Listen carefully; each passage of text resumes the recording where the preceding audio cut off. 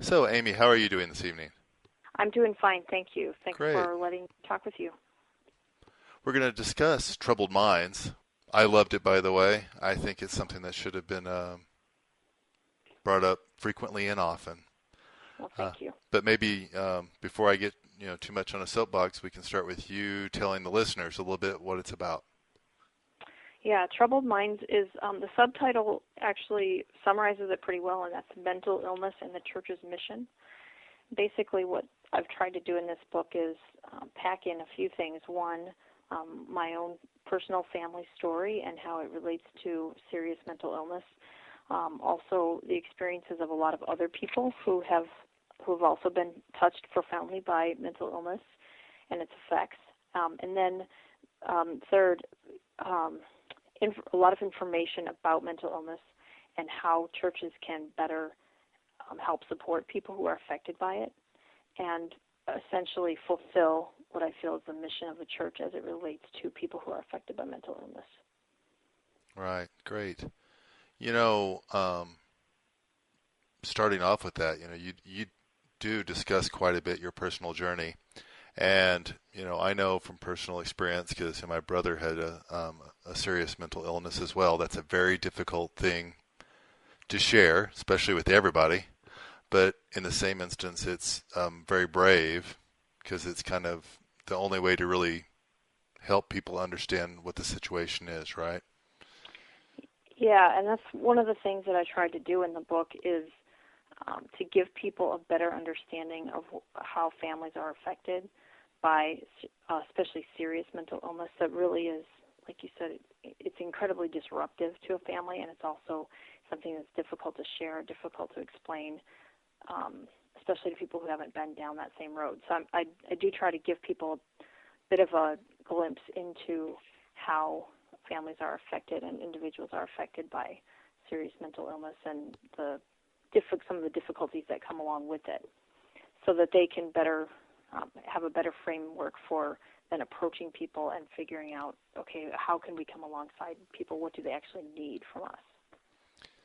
I don't remember the exact numbers when I was reading it. It was actually kind of staggering to see both how many people suffer from any type of mental illness in the U.S. plus the numbers for serious mental illness. I don't know. Do you recall what they were? It was a lot. Yeah, actually, most people are really surprised to learn that 26.2%, so it's just over 1 in 4 Americans, and that's just ages 18 and over, have a serious, or excuse me, have a diagnosable mental disorder in a given year. That doesn't include children who actually about 1 in 5 children are diagnosed with or have a diagnosable mental illness in a given year. And children, that includes teens as well as anyone under the age of 18. And then as far as serious mental illness is concerned, and that's illness that's more highly disruptive to a person than some of the other types, so things like schizophrenia, bipolar disorder, major depression, obsessive compulsive disorder, things like that, they affect about 6% of the population, and that's about 1 in 7 adults, um, which is also, like you said, a kind of a surprising number and a really significant number of people. Well, it tells me that there's probably not a family that isn't touched in some way or fashion, really. I think that's true. And just anecdotally, as I've written about mental illness and shared my own family story and interacted with other people, it's been amazing to me. I think just about everybody I know has come up to me at some point now and said, "Hey, let me tell you about my own story. Let me tell you how I've been affected." And a lot of people I don't know also. It just feels like pretty much everybody has been affected in some way, whether it's through their own battle with mental illness or because of a loved one or a friend, a family member, someone they've been close with has had a mental illness in some way, and it's really affected their life. Exactly. In the book too, you also bring up that churches are always, when you're a member of the church and the family has some type of, a surgery or something that's you can see, people are always there to help them with food and this and that and whatever they need. But a lot of the churches do help with mental illness too. You point that out, but then a lot of them really don't know how to get involved, or worse yet, some actually do just try to ignore the situation. Um, can we speak to that a little bit? Yeah, I think, and I don't think this, I want to clarify, I don't think this is because churches intend to ignore people or they intend to hurt people or because they don't want to help, because I do think most people in the church really would like to help anybody they see or know who's in need. Right. I think the problem is that most people just really don't know what to do. And there's an intimidation factor, and it's closely tied to just the general sense of stigma that surrounds mental illness. And it just sort of our immediate reaction often is one of fear and intimidation. So we think, someone I know has just been diagnosed with cancer. I know what that person needs from me. I might not know what to say, and I certainly don't know how to help them get better or treat their illness, but I do know they're going to need my support, and I'm going to be their friend, and I'm going to, provide meals for their family, provide rides, ask them how they're doing, that kind of thing. Or, someone I know has just had a death in the family or surgery, some other kind of crisis like that. We immediately kind of know what to do, and we don't feel this sense that we need to somehow take care of their problem. We need to heal them. But when it comes to mental illness, for some reason, the first thing we see is not that person's practical needs. The first thing we see is that illness itself. And we think, I don't know how to help with that. I don't have that expertise. And for most of us, that's true. Most of us are not qualified psychiatrists or psychologists or mental health workers. Right. So that is a true statement when we say, I'm not qualified to help that person when it comes to their illness. But we don't have to look first at the illness. We can look first at the person and that family and see those practical needs, and we can approach that person the same way we do other people who are in crisis. So, guess what? A family who's affected by a mental health crisis has many of the same needs as a family who's affected by any other kind of health crisis. We can still provide meals for them. We can still make sure they have rides to go where they need to go. We can still ask them how they're doing. Determined to be a faithful and loyal friend despite what they're going through. Right. That was kind of what the point, or one of the many points you make in the book. I guess you're right. As people look at the illness and go, well, I don't know how to help that. But what they don't understand is that if that person is suffering from a severe mental illness, it really sucks the life out of the whole family dynamic. I mean, none of the rest of the family's needs are being met. And that's why they need meals and need rides just like anybody else does. I mean, people might look at that and go, I don't understand why they need food or need rides, because they're not broken. But the whole situation's broken, right? Yeah, that's right. One of the stories that I tell in the book about my own family's experience, I think has always kind of served for me as a bit of an illustration of how the church tends to respond to the families of people who are mentally ill. It's the story that I told of going to the dentist's office with my mom. And I don't think I mentioned specifically that my mom has schizophrenia and has suffered from symptoms of schizophrenia since she was a young adult, and then became very profoundly affected by those symptoms when I was a young teenager. But one day when I was 15, my mom picked me up from school to take me to the dentist, and she had been hospitalized multiple times at this point, but she had been functioning fairly well. But after she picked me up, I could tell that she was not functioning well that day. And I tell the whole story in the book, but basically while we were at the dentist's office and I was in the back with the dentist, she had a psychotic break. And she became catatonic while I was back there. So when I came back out and told her I was ready to go, she didn't respond to me. And I tried to rouse her. I tried to help her.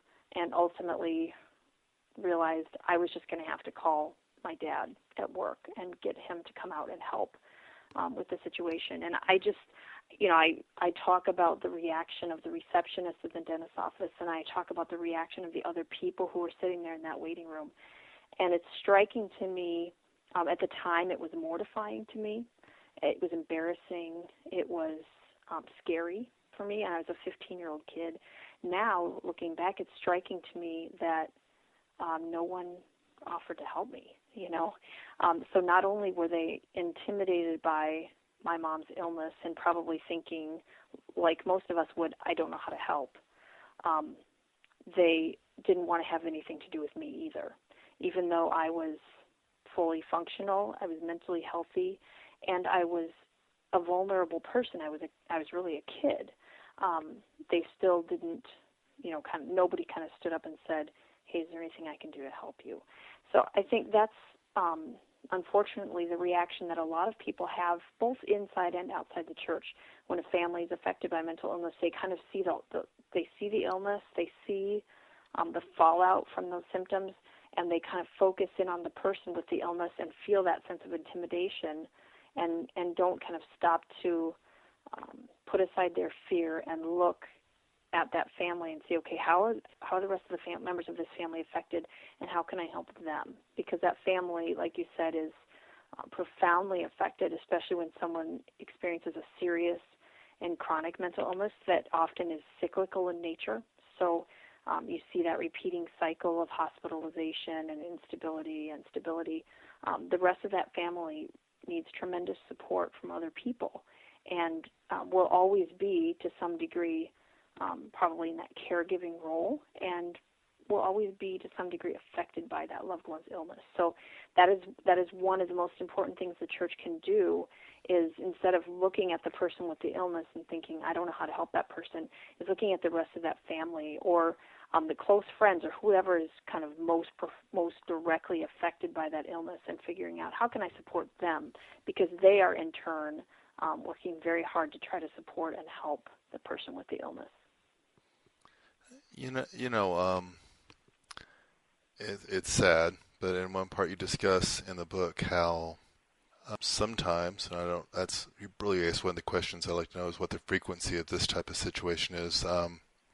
Some of the church members might not only not help, but they actually blame the mental illness on some type of sinful behavior, or that the person's not believing enough to get healed. I mean, is that a frequent thing, or? Yeah, unfortunately, and again, I don't think it's that people in the church are trying to hurt. I think, these are attempts to help. Right. But they're misguided attempts, and they're based in misunderstandings. Because there's such a stigma around mental illness, and that stigma, I think, is stronger within the church even than it is outside the church, because there's a lot of religious misunderstanding, spiritual misunderstanding, I think, about mental illness, partly because of the history of the church. There's been this, sort of a spiritual perspective that rose out of a lack of scientific knowledge. There's a lot of scientific knowledge that we have now about how the brain works, about how it affects the rest of the body and vice versa, that we didn't have back then. But some people still kind of have the same views spiritually that were based in, hundreds of years ago, before we had that kind of knowledge. And I think also because because a mental illness can exhibit symptoms that affect a person's spiritual expression, or, for example, someone who has schizophrenia and suffers from delusions, often those delusions take on kind of a spiritual tone. So that can also, I think, cause some misunderstanding within the church. And then there's the idea of demon possession, which people tend to, especially in some church traditions, tend to really latch onto and sort of label all mental illness or symptoms of mental illness as indicators that the person is under the influence of demons.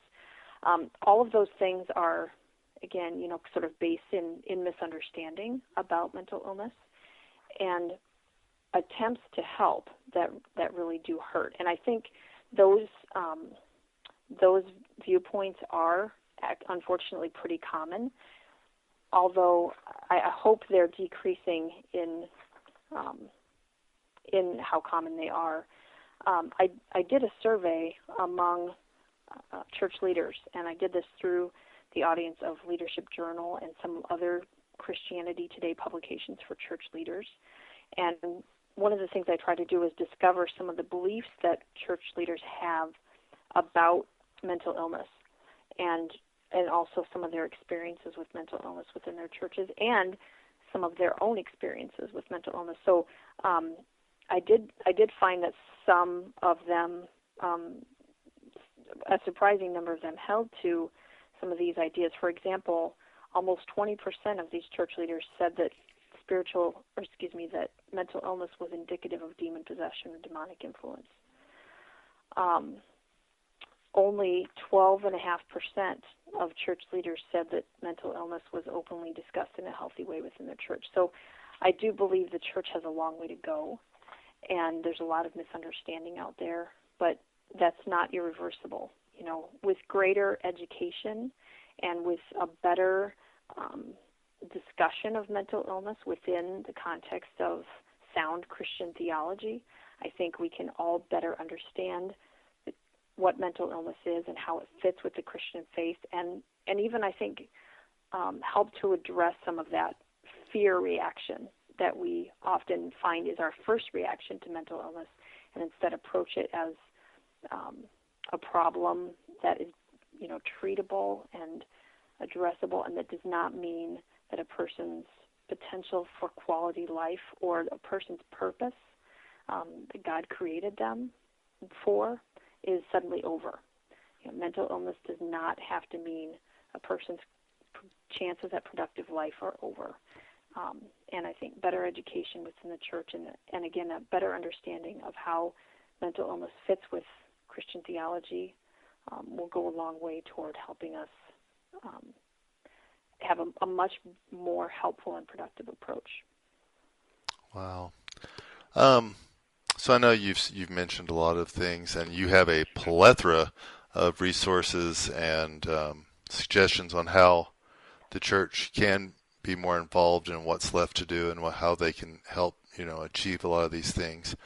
But perhaps you could just, tell the listeners a couple things if they, wanted to get involved immediately, or just so that they would know if it ever comes up with them. Yeah.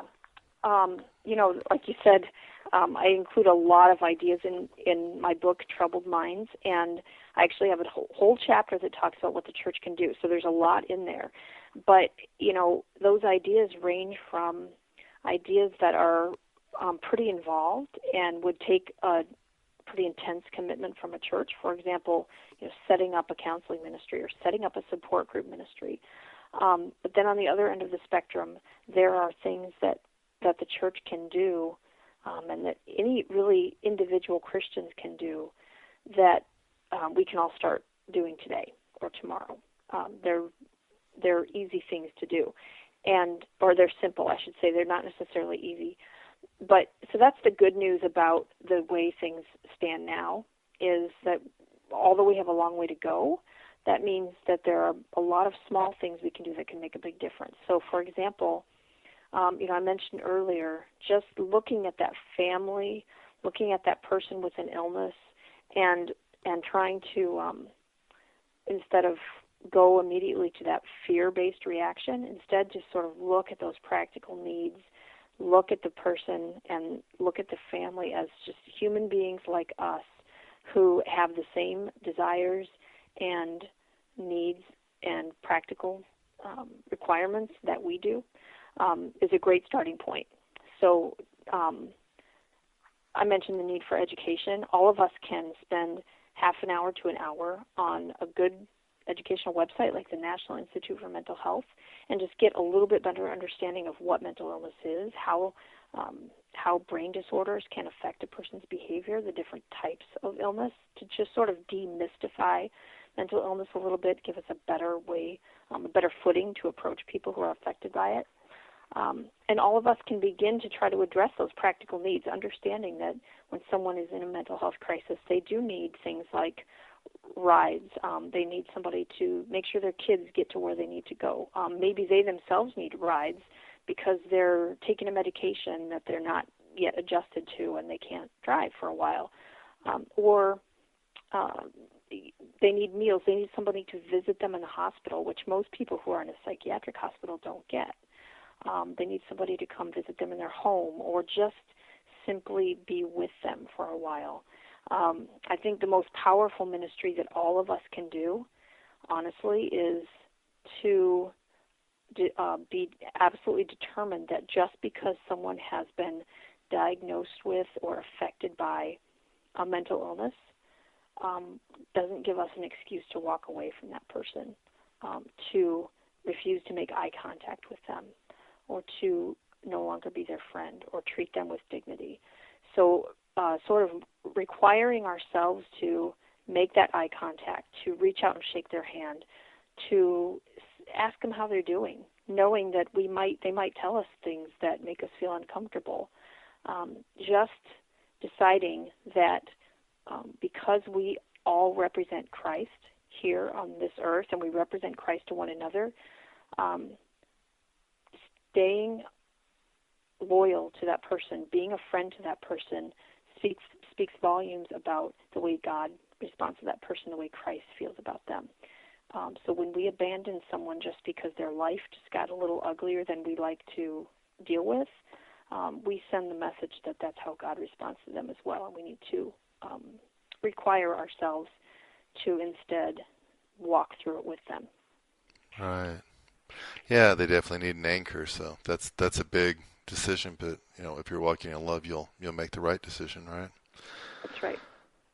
So once again, we're discussing Troubled Minds, Mental Illness, and the Church's Mission by Amy Simpson, IVP Books. Thanks for coming on the show and sharing with us. And I hope everybody picks up a copy.